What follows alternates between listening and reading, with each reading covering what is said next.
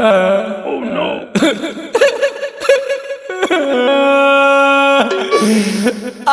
भैया ऐसे कैसे हो जाएगा भैया। तेरी बालक फोन आ गई। हेलो कौची कर रही रे? अगे कौची करवोगे करे रवा। एगे सपने में अपने से चूजाओगे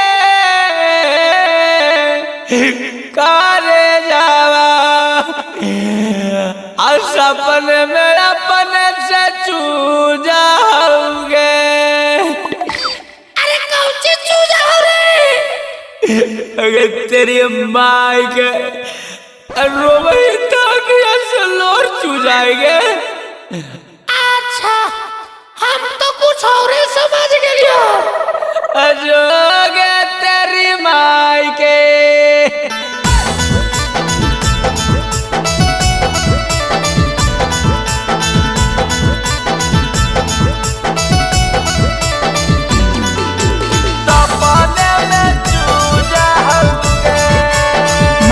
रिकॉर्डिंग स्टूडियो बिहार शरीफ। सपन में अपने से चूजाओगे करे जावा। सपन में अपने से चूजाओगे।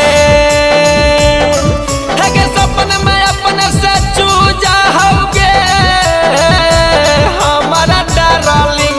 सपन में अपने से चूजाओगे। अब भोरे अखिया सूजाओगे। सपन में अपने से चूजाओगे हमारा रानिया। सपन में अपने से चूजाओगे। अगर कैसे रहोगे? सपन में अपने से चूजाओगे।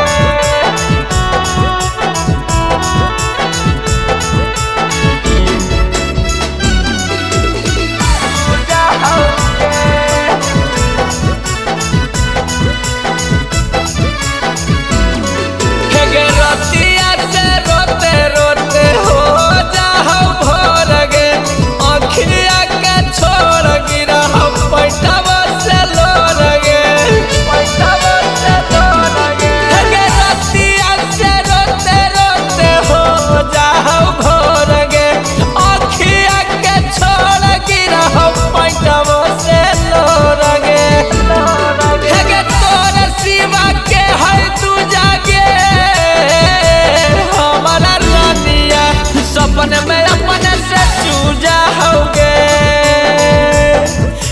सपन में अपने से चूजाओगे करे जावा। सपन में अपने से चूजाओगे। सपन में अपने से चूजाओगे।